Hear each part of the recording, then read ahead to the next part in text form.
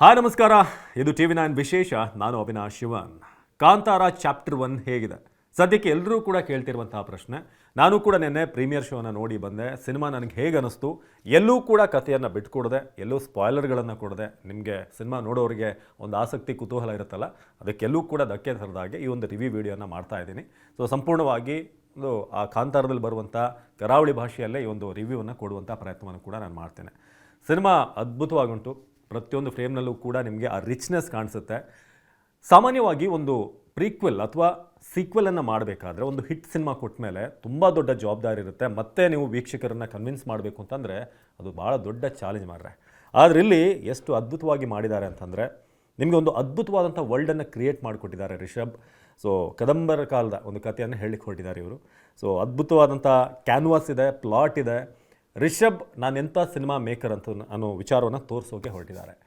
So ಯಾವಾಗೆಲ್ಲ ಈ ಭೂಮಿಯಲ್ಲಿ ಅಧರ್ಮ ನೆಲೆಸ್ತದೋ ಆಗ ಈಶ್ವರ ತನ್ನ ಗಣಗಳನ್ನು ಕಳಿಸ್ತಾನೆ. ಹಿಂದೆ ಪಂಜುರ್ಲಿ, ಈಗ ರಕ್ತ ಹೀರುವಂಥ ಗುಳಿಗ. ನೀವು ಕಾಂತಾರ ಮೊದಲ ಸಿನಿಮಾದಲ್ಲಿ ಪಂಜುರ್ಲಿಯ ಕಥೆಯನ್ನು ನೋಡಿದರೆ, ಇಲ್ಲಿ ನೀವು ಗುಳಿಗನ ಕಥೆಯನ್ನು ನೋಡ್ತೀರ. ಶಿವನ ಗಣಗಳು ಹೇಗೆ ಅಧರ್ಮ ನೆಲೆಸಿದಾಗ ಬಂದು ಕೆಲಸ ಮಾಡ್ತವೆ, ಹೇಗೆ ಅಧರ್ಮವನ್ನು ಹೋಗಲಾಡಿಸುವಂಥ ಕೆಲಸ ಮಾಡ್ತವೆ ಅನ್ನೋದೇ ಈ ಸಿನಿಮಾದಲ್ಲಿರುವಂಥ ಒಂದು ಮೇನ್ ಎಳೆ. ಇನ್ನು ಕಾಂತಾರದಲ್ಲಿ ನೀವು ಹಳ್ಳಿ ಕಥೆಯನ್ನು ನೋಡಿರ್ತೀರಿ, ಹಾಗೆ ಕಂಬಳ ಇರುತ್ತೆ, ಧಣಿಗಳು, ಕಾಡಿನ ಒಂದಷ್ಟು ಕಥೆಗಳನ್ನು ನೋಡಿರ್ತೀರಿ. ಆದರೆ ಇಲ್ಲಿ ಕಾಡು ಮೇನ್ ಪ್ಲಾಟ್ ಆಗಿರ್ತದೆ. ಆದರೆ ಬಾಂಗ್ರಾ ರಾಜರು ಹಾಗೆ ಈ ರೆಬೆಲ್ ಕತೆ, ಒಬ್ಬ ರೆಬೆಲ್ ಆಗಿ ಬರುವಂಥ ರಿಷಬ್ ಶೆಟ್ಟಿ ಹೇಗೆ ಒಂದು ದೊಡ್ಡ ಕ್ರಾಂತಿಯನ್ನು ಮಾಡ್ತಾರೆ ಅನ್ನೋದೇ ಸಿನಿಮಾ.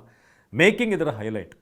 ನಿಮಗೆ ಎಷ್ಟು ಚೆಂದ ಉಂಟು ಅಂತಂದರೆ, ಇದು ರಾಜಮೌಳಿ ಸಿನಿಮಾಗಳನ್ನು ನಾವು ನೋಡ್ತಾ ಇದ್ವಲ್ಲ, ಒಂದು ಆ್ಯಕ್ಷನ್ಗಳು ಏನೇನು ಇರ್ತಾ ಇತ್ತು ಅದೇ ಥರ ಉಂಟು ಇದರಲ್ಲಿ. ಅಂದರೆ ಅದಕ್ಕಿಂತ ಇನ್ನೊಂದು ಲೆವೆಲ್ ಅಂತ ಹೇಳ್ಬೋದು. ಮೇಕಿಂಗ್ ಇರ್ಬೋದು, VFX ಇರ್ಬೋದು, CG ಇರ್ಬೋದು, ಪ್ರತಿಯೊಂದರಲ್ಲೂ ಕೂಡ ಕನ್ನಡ ಸಿನಿಮಾ ಯಾವುದಕ್ಕೂ ಕೂಡ ಕಡಿಮೆ ಇಲ್ಲ ಅನ್ನೋದನ್ನು ಈ ಒಂದು ಸಿನಿಮಾ ಖಂಡಿತ ಪ್ರೂವ್ ಮಾಡ್ತದೆ. ನಾವು ಈ ಕನ್ನಡ ಸಿನಿಮಾ ಹಿಂದೆ ಮಾರ್ಕೆಟ್ ಚಿಕ್ಕದು ಅಂತ ಹೇಳ್ತಾ ಇದ್ವಿ. KGFನಿಂದ ಅದೇನು ಟ್ರಾನ್ಸ್ಫಾರ್ಮೇಷನ್ ಆಯಿತು, ಹಾಗೆ ಕಾಂತಾರ ಅದನ್ನು ಕ್ಯಾರಿ ಫಾರ್ವರ್ಡ್ ಮಾಡ್ತಾ ಇದೆ ಅಂತ ಹೇಳ್ಬೋದು. ಇಲ್ಲಿ ಭಾಳ ನಿಮಗೆ ಹಿಡಿಸುವಂಥದ್ದು ಏನು ಅಂತಂದರೆ, ಸಿನಿಮಾಕ್ಕೆ ಒಂದು ಆ ಪೇಸ್ ಅಂತ ಇರ್ತದಲ್ಲ, ಅದನ್ನು ಹಾಗೆ ಮೇಂಟೈನ್ ಮಾಡಿದ್ದಾರೆ ರಿಷಬ್. ಒಂದಷ್ಟು ಈ ರಾಜರ ಕಾಲದ ಕತೆ ಹೋಗುತ್ತೆ, ನಡುವಲ್ಲಿ ಎಲ್ಲೋ ಒಂದು ಕಡೆ ಸ್ಲೋ ಆಗುತ್ತೇನೋ ಅಂತ ಅನಿಸ್ಬೇಕಾದ್ರೆ ಕಾಮಿಡಿ ಪಂಚ್ಗಳನ್ನು ಈ ಪ್ರಕಾಶ್ ತುಮಿನಾಡ್, ಹಾಗೆ ದೀಪಕ್ ರೈ ಪಣಾಜೆ, ನವೀನ್ ಡಿ ಪಡೀಲ್, ನಾನು ರಾಕೇಶ್ ಪೂಜಾರಿ ಬಗ್ಗೆ ಹೇಳಲೇಬೇಕು ಮಾರೆ. ಯಾಕಂದರೆ ಅದ್ಭುತವಾದಂಥ ಅಭಿನಯ. ರಾಕೇಶ್ ಪೂಜಾರಿನ ನಾವು ನಿಜವಾಗ್ಲೂ ಸ್ಕ್ರೀನ್ ಮೇಲೆ ನೋಡಿದಂಥ ಸಂದರ್ಭದಲ್ಲಿ ಮಿಸ್ ಮಾಡ್ಕೊಳ್ತೇವೆ. ಯಾಕಂದರೆ ಅಂಥ ಒಂದು ಪರ್ಫಾರ್ಮೆನ್ಸ್, ಒಂದು ಒಳ್ಳೆ ಕ್ಯಾರೆಕ್ಟರನ್ನು ಕೊಟ್ಟಿದ್ದಾರೆ ರಿಷಬ್. ಆ ಕ್ಯಾರೆಕ್ಟರನ್ನು ಕಂಪ್ಲೀಟಾಗಿ ಅವರು ಜೀವಿಸಿದ್ದಾರೆ. ರಾಕೇಶ್ ಇರಬಾರ್ದಿತ್ತ ಅಂತ ಖಂಡಿತ ಅನಿಸುತ್ತೆ. ನನಗೆ ವೈಯಕ್ತಿಕವಾಗಿ ಅನಿಸ್ತು, ರಾಕೇಶ್ ಪರಿಚಯ ಇರುವಂಥ ಕಾರಣ. ಇನ್ನು ಅವ್ರ ಕುಟುಂಬದವ್ರಿಗೆ ಎಷ್ಟು ನೋವಾಗ್ಬೋದು ಆ ಒಂದು ತೆರೆ ಮೇಲೆ ನೋಡಿದಾಗ. ಖುಷಿ ಪಡಬೇಕಾ, ಹೆಮ್ಮೆ ಪಡಬೇಕಾ, ಅಥವಾ ದುಃಖ ಪಡಬೇಕಾ ಅಂತ ಖಂಡಿತ ಅನಿಸುತ್ತೆ. ಯಾಕಂದರೆ ಅಷ್ಟು ಅದ್ಭುತವಾದಂಥ ಪರ್ಫಾರ್ಮೆನ್ಸ್, ಅಷ್ಟೇ ಚೊಕ್ಕದಾದಂಥ, ಅಷ್ಟೇ ನೀಟಾದಂಥ ರೋಲನ್ನು ನೀಡಲಾಗಿದೆ ರಾಕೇಶ್ಗೆ. ಇನ್ನು ಉಳಿದಂಥ ಕ್ಯಾರೆಕ್ಟರ್ಗಳ ಬಗ್ಗೆ ಮಾತನಾಡಬೇಕು. ಗುಲ್ಶನ್ ದೇವಯ್ಯ, ಆರಂಭದಲ್ಲಿ ನನಗೊಂದಷ್ಟು ಡೌಟ್ ಇತ್ತು, ಯಾಕೆ ಗುಲ್ಶನ್ ಈ ಕ್ಯಾರೆಕ್ಟರ್ಗೆ ಇಂಪಾರ್ಟೆಂಟ್ ಕ್ಯಾರೆಕ್ಟರ್ ಅಂತ ಅನ್ನಿಸ್ತಾ ಇದೆ ಅಂತ. ಆದರೆ ಎಕ್ಸಾಕ್ಟ್ಲಿ ಆ ಒಂದು ಆ್ಯಕ್ಸೆಂಟ್ ಡಬ್ ಓವರ್ ಮಾಡಿದಾರಾ ಅಥವಾ ಏನು ಅಂತ ನನಗೆ ಇನ್ನೂ ಕೂಡ ಕ್ಲಾರಿಟಿ ಇಲ್ಲ, ಅದನ್ನು ತಿಳ್ಕೊತೀವಿ ಖಂಡಿತ. ಆದರೆ ಅಷ್ಟು ನೀಟಾಗಿ ಡಬ್ಬಿಂಗ್, ಕರಾವಳಿ ಆ್ಯಕ್ಸೆಂಟನ್ನು ಅವ್ರು ಮಾತನಾಡಿದ್ದಾರೆ. ಅವರಿರೋ ತನಕ ಸ್ಕ್ರೀನ್ನಲ್ಲಿ ಆ ಒಂದು ವೈಬ್ರೆನ್ಸ್ ಇದ್ದೇ ಇರುತ್ತೆ. ಹಾಗೆ ರುಕ್ಮಿಣಿ ವಸಂತ್, ನೀವು ಸಪ್ತಸಾಗರದಲ್ಲಿ ನೋಡಿದಿರಿ, ಅದಾದಮೇಲೆ ಹಲವಾರು ಸಿನಿಮಾಗಳದ್ದು ನೀವು ಈಗ ತೆಲುಗು ಇರ್ಬೋದು, ತಮಿಳಲ್ಲೂ ಕೂಡ ಅವ್ರನ್ನ ನೋಡ್ತಾ ಇದ್ದೀರಾ. ಮತ್ತೊಮ್ಮೆ ಅದ್ಭುತವಾದಂಥ ಅಭಿನಯ ಅವರಿಂದ ಕೂಡ ಬಂದಿದೆ. ಒಂದು ವಿಶೇಷವಾದಂಥ ಕ್ಯಾರೆಕ್ಟರ್ ಅವರಿಗೆ. ಇದುವರೆಗೆ ಅವರ ಒಂದು ಕೆರಿಯರ್ನಲ್ಲಿ ಮಾಡಿದಂಥ ಒಂದು ಕ್ಯಾರೆಕ್ಟರ್ನ, ಒಬ್ಬ ರಾಜ್ಕುಮಾರಿಯಾಗಿ ಮಾಡಿರುವಂಥ ಕ್ಯಾರೆಕ್ಟರ್ ನಿಜಕ್ಕೂ ನಿಮ್ಮ ಮನಸ್ಸಲ್ಲಿ ತುಂಬ ದಿನಗಳ ಕಾಲ ಉಳಿಯುತ್ತೆ. ಇನ್ನು ರಿಷಬ್ ಶೆಟ್ಟಿಯಲ್ಲಿ ಒಂದೇನು ಮಾಡಿದ್ದಾರೆ ಅಂದರೆ, ರಿಸರ್ಚ್ ಮಾಡಿದ್ದಾರೆ. ಹೇಗೆ ಈ ಬೆರ್ಮೆಯ ಕತೆ, ಪರಶುರಾಮನ ಸೃಷ್ಟಿ ಇರ್ಬೋದು, ಕದಂಬರ ಕಾಲದಲ್ಲಿ ಏನೇನಾಗಿತ್ತು, ಇದೆಲ್ಲದರ ಬಗ್ಗೆ ಕೂಡ, ಜೊತೆಗೆ ಶಿವದೂತ ಗುಳಿಗ, ಹಾಗೆ ಬ್ರಹ್ಮರಾಕ್ಷಸ, ಇದೆಲ್ಲವನ್ನು ಕೂಡ ನೀಟಾಗಿ ನಿಮ್ಮ ಮುಂದೆ ತಂದಿಡ್ತಾರೆ. ಒಂದಾದ್ಮೇಲೆ ಒಂದು ಹೇಗೆ ಆ ಒಂದು ಸಂದರ್ಭದಲ್ಲಿ ಆದಂಥ ಕಥಾನಕಗಳು, ಅದನ್ನು ನೀಟಾಗಿ ಪ್ರೆಸೆಂಟ್ ಮಾಡುವಂಥ ಕೆಲಸವನ್ನು ರಿಷಬ್ ಮಾಡಿದ್ದಾರೆ. ಇನ್ನೊಂದು ಭಾಳ ವಿಶೇಷ ಏನಂತಂದರೆ, ಇದರಲ್ಲಿ ಸ್ಕ್ರೀನ್ ಪ್ಲೇ ನಿಮಗೆ ಒಂದಾದ್ಮೇಲೆ ಹೇಗೆ ಅವರು ಫಿಕ್ಸ್ ಮಾಡ್ಕೊಂಡು ಹೋಗಿದ್ದಾರೆ ಅಂತಂದರೆ, ರಾಜರ ಕತೆ ಆದಮೇಲೆ ದೈವದ ಬಂದಾಗ, ಜೊತೆಗೆ ಈ ಕಾಮಿಡಿ ಸೀನ್ಗಳು ಬರೋದು, ಜೊತೆಗೆ ಈ ವ್ಯಾಪಾರ ಅನ್ನೋದೇನಿತ್ತು ಆ ಕಾಲದಲ್ಲಿ, ವ್ಯಾಪಾರ ಅನ್ನೋದು ಭಾಳ ಮುಖ್ಯ ಆಗಿರುತ್ತೆ.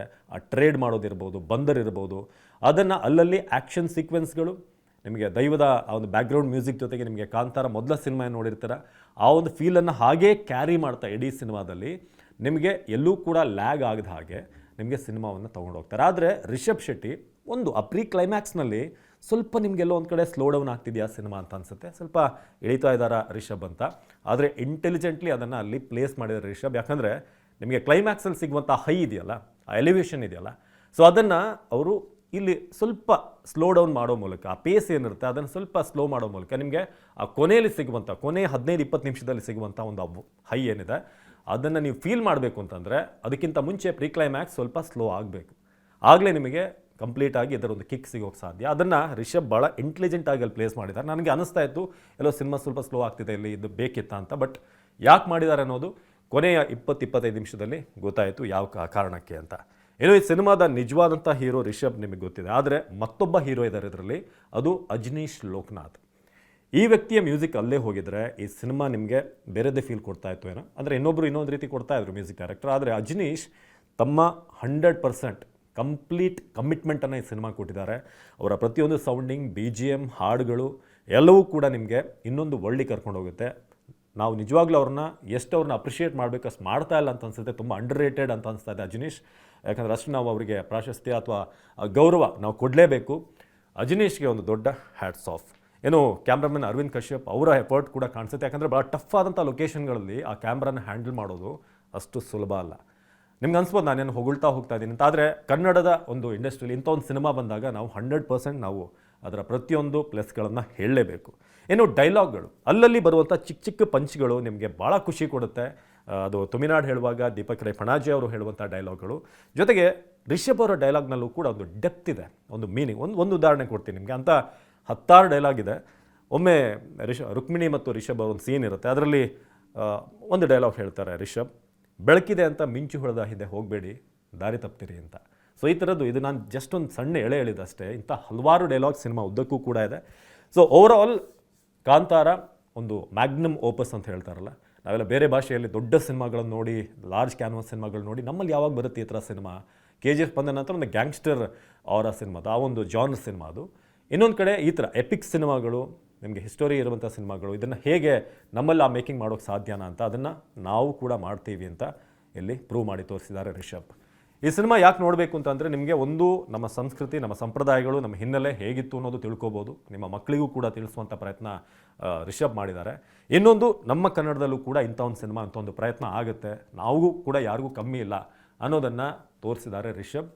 ಕೊನೆಯದಾಗಿ ರಿಷಬ್ ಶೆಟ್ಟಿ ಬಗ್ಗೆ ಹೇಳಲೇಬೇಕು. ರಿಷಬ್ ನಮ್ಮ TV9 ಇಂಟರ್ವ್ಯೂವಲ್ಲೂ ಕೂಡ ಹೇಳಿದರು, ನಾವು ದಿನಕ್ಕೆ 3 ಗಂಟೆ ಮಲಗಿದ್ದಿದೆ ಅಥವಾ 3 ತಿಂಗಳು ಕಂಟಿನ್ಯೂಸ್ ಆಗಿ ನಿದ್ದೆಲ್ಲ ವರ್ಕ್ ಮಾಡಿದ್ದಿದೆ ಅಂತ. ಅದೆಲ್ಲವೂ ಕೂಡ ಸ್ಕ್ರೀನಲ್ಲಿ ಕಾಣಿಸುತ್ತೆ. ಅವ್ರು ಮಾಡ್ಕೊಂಡಂಥ ಬಿಲ್ಡ್, ಆ ಒಂದು ಪಾತ್ರಕ್ಕೆ, ಬೆರ್ಮೆ ಪಾತ್ರಕ್ಕೆ ಅವರು ಆ ಬಿಲ್ಡನ್ನು ಮಾಡಿಸಿರೋದು ನಿಮಗೆ ಅನಿಸುತ್ತೆ. ಒಂದು ಇಷ್ಟು 15 ಜನರಿಗೆ ಒಂದೇ ಸಲ ಹೊಡೆದ್ರೆ ಆ ಮೈಕಟ್ಟನ್ನು ಅವರು ತೋರಿಸಿದ್ದಾರೆ. ಜೊತೆಗೆ ಆ್ಯಕ್ಷನ್, ನಿಮಗೆ ಸಿನಿಮಾದಲ್ಲಿ ಒಂದು ಆ್ಯಕ್ಷನ್ ಬರುತ್ತೆ, ಒಂದು ರಥದ ಸೀನ್ ಬರುತ್ತೆ. ಅದೇನು ಅಂತ ನಾನು ಹೇಳಲ್ಲ. ರಥದೊಂದು ಸೀನ್ ಇದೆ, ಅದನ್ನು ನೀವು ಆರಂಭದಲ್ಲೇ ನೀವು ಕೊಟ್ಟಂಥ ಹಣಕ್ಕೆ ಆ ರಥದ ಸೀನ್ ನಿಮಗೆ ಕಂಪ್ಲೀಟಾಗಿ ಸ್ಯಾಟಿಸ್ಫ್ಯಾಕ್ಷನ್ ಕೊಡುತ್ತೆ. ಹಾಗೆ ಆ್ಯಕ್ಷನ್ ಸೀನ್ಗಳು, ಕಾಡಲ್ಲಿ ಬರುವಂಥ ಒಂದು ಆ್ಯಕ್ಷನ್ ಸೀನ್ ಇದೆ. ಒಂದಷ್ಟು VFXಲ್ಲಿ ಬರುವಂಥ, ನೀವು ಟ್ರೈಲರಲ್ಲಿ ನೋಡಿದ್ದೀರಾ ಹುಲಿಯನ್ನು, ಎಷ್ಟು ಪಿನ್ ಪಾಯಿಂಟಾಗಿ ಚೆನ್ನಾಗಿ ಆ ಒಂದು VFX ಮಾಡಿದ್ದಾರೆ. ಹುಲಿ ಕೂಡ ಒಂದು ಪ್ರಮುಖವಾದಂಥ ಒಂದು ಕ್ಯಾರೆಕ್ಟರಾಗಿ ಬರುತ್ತೆ ಇದರಲ್ಲಿ. ಪ್ರತಿಯೊಂದು ಪ್ರಾಣಿಗಳ VFX ಇರ್ಬೋದು, ಎಲ್ಲದರಲ್ಲೂ ಕೂಡ ಜೀವಂತಿಕೆ ಇದೆ, ಎಲ್ಲೂ ಕೂಡ ಫೇಕ್ ಅಂತ ಅನಿಸಲ್ಲ, ತುಂಬ ಒರಿಜಿನಾಲಿಟಿ ಇದೆ. ಸೊ ಇದೆಲ್ಲವೂ ಕೂಡ ನಾನು ಕಂಡಂಥ ಒಂದಷ್ಟು ಪ್ಲಸ್ಗಳು. ಇನ್ನು ನೀವು ಸಿನಿಮಾ ನೋಡಿದವ್ರು ಹೇಳಬೇಕು, ಬಹುತೇಕ ಕಾಂತಾರ ನಿಮಗೆ ಒಂದು ಏನು ಎಕ್ಸ್ಪೀರಿಯನ್ಸ್ ಕೊಡ್ತು, ಅದರ ಮತ್ತೊಂದು ವರ್ಷನ್ ಎಕ್ಸ್ಪೀರಿಯನ್ಸ್ ಅನ್ನೋದು ಕೊಡುತ್ತೆ. ಒಂದು ಹೊಸ ಪ್ರಪಂಚಕ್ಕೆ ಕಾಂತಾರ ಚಾಪ್ಟರ್ 1 ನಿಮ್ಮನ್ನು ಕರ್ಕೊಂಡು ಹೋಗುತ್ತೆ. ಹೊಂಬಾಳೆ ಸಂಸ್ಥೆಗೆ ವಿಶೇಷವಾದಂಥ ಧನ್ಯವಾದ. ಎಂಥ ಒಂದು ಸಿನಿಮಾ ಥಿಯೇಟ್ರಿಗೆ ಜನ ಬರಲ್ಲ ಅಂತ ಇರುವಂಥ ಕಾಲಘಟ್ಟದಲ್ಲಿ ಮತ್ತೆ ನೀವು ಒಂದು ಪೇಯ್ಡ್ ಪ್ರೀಮಿಯರ್ನೇ ಮಾಡಿ, ಅದಕ್ಕೆ ಆಲ್ಮೋಸ್ಟ್ ಭಾಳಷ್ಟು ಸಿನಿಮಾಗಳಿಗೆ ನೀವು ಪೇಯ್ಡ್ ಪ್ರೀಮಿಯರ್ಗೆ ಸಿಗುವಂಥ ಸ್ಕ್ರೀನ್ಗಳು ರಿಲೀಸ್ ಆಗುವಂಥ ಸಿನಿಮಾಗೆ ಸಿಗಲ್ಲ. ಸೊ ಕನ್ನಡದಲ್ಲಿ ಹೆಮ್ಮೆ ಆಗುವಂಥ ಒಂದು ಸಿನಿಮಾನ ಹೊಂಬಾಳೆ ಅವ್ರು ಕೊಟ್ಟಿರೋದಕ್ಕೆ ವಿಜಯ್ ಕಿರ್ಗುಂದೂರು ಅವರಿಗೆ ನಿಜವಾಗ್ಲೂ ನಾವು ಒಂದು ದೊಡ್ಡ ಹ್ಯಾಟ್ಸ್ ಆಫನ್ನು ಹೇಳಲೇಬೇಕು. ಇದು ಯಾವುದೇ ಪರ್ಸ್ನಲ್ ಆಗಿ ಸ್ವಾರ್ಥದಿಂದ ಹೇಳ್ತಿರುವಂಥ ಮಾತಲ್ಲ. ಒಬ್ಬ ಟ್ರೂ ಕನ್ನಡ ಸಿನಿಮಾ ಫ್ಯಾನ್ ಆಗಿ ಭಾಳಷ್ಟು ವರ್ಷಗಳಿಂದ ಸಿನಿಮಾ ಫಾಲೋ ಬರ್ತಾ ಇರೋದ್ರಿಂದ ನಾನು ವೈಯಕ್ತಿಕವಾಗಿ ಹೇಳ್ತಾ ಇರೋದು. ಇದು ಕಾಂತಾರ ಸಿನಿಮಾದ ಒಂದು ಸ್ವಿಫ್ಟ್ ಆದಂಥ ರಿವ್ಯೂ ಅಂತ ಹೇಳ್ಬೋದು. ಸೊ ನೀವು ನೋಡಿ, ಸಿನಿಮಾ ನೋಡಿದ್ಮೇಲೆ ನಿಮ್ಗೆ ಏನು ಅನಿಸ್ತು ದಯವಿಟ್ಟು ಪ್ರತಿಯೊಬ್ಬರಿಗೂ, ಎಲ್ರಿಗೂ ಕೂಡ 100% ಇಷ್ಟ ಆಗಬೇಕು ಅನ್ನೋದಿಲ್ಲ. ನಿಮಗೂ ಕೂಡ ಎಲ್ಲೋ ಒಂದು ಕಡೆ ನಿಮ್ಮ ಅಭಿಪ್ರಾಯದ ಪರವಾಗಿ ಒಂದಷ್ಟು ವ್ಯತ್ಯಾಸಗಳು ಇರ್ಬೋದೇನೋ, ಬಟ್ ನನಗಂತೂ ಅನಿಸಿದ್ದು ಇಷ್ಟು. ನಿರಂತರ ಸುದ್ದಿಗಾಗಿ ನೋಡ್ತಾ ಇರಿ TV9.